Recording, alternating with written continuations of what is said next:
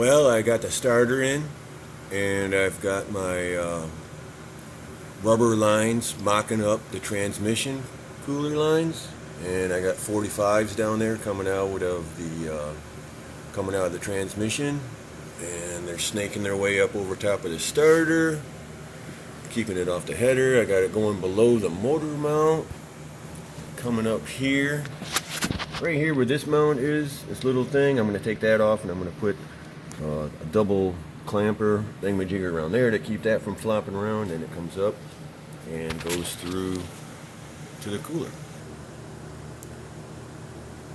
And just like that, going up to the cooler. So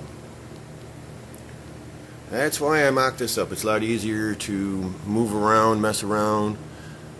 In case I didn't like the 45s down there, I could have went back to the straights. A lot easier to do that before putting the braided hoses on the fittings, because they are reusable, but it's just a pain in the butt to have to take them apart, put them back together.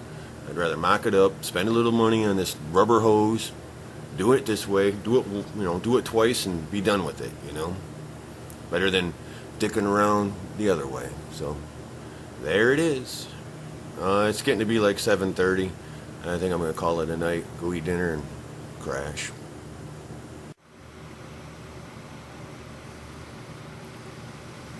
That there is with two gaskets, double thickness up there.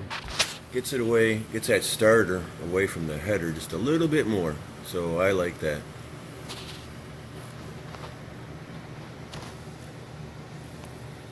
Yeah, I think I'll be doubling them up. I doubled them up last time on the other, on the 4-door, but that was for spark plug clearance. Just give me a little bit more clearance for those spark plugs, because the headers were not made for angle plugs.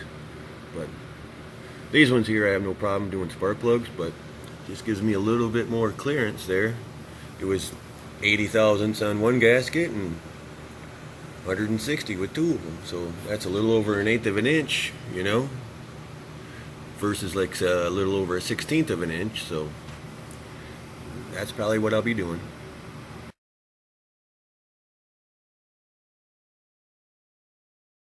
Well, here it is, Thursday, August 2nd. And the only thing I've gotten done today is I put the braided hoses together for the transmission cooler lines and routed them up.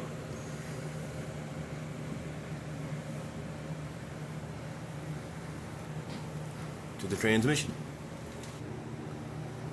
Up to the cooler.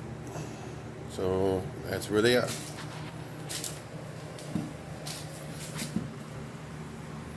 Got them snaking down under the engine mount, up over top of the starter, and back there to the transmission. That was a fun job. Now I got to put some clamps, like I was talking about, putting some clamp right there. And what I think I'm going to do over top of the starter is put some rubber fuel line so that it doesn't arc out on those things there, and then around the solenoid I'll take a zip tie it to the solenoid so it doesn't. I don't think it's going to move because it's treating me. Well, it could, yep, but that one is. Well, that could move too. But anyway, yeah, I'm going to zip tie them to the around here, right around the solenoid, and hold it up there. But that's kind of close to that. Yeah, real close. And that there would probably arc on that stud thing back there. So, yep, best thing to do is put some, rubber hose around it, protect the electric junk behind it. So hey, I know it doesn't look like a lot, but it was 2 hours making the fittings. So like I say, every little bit helps.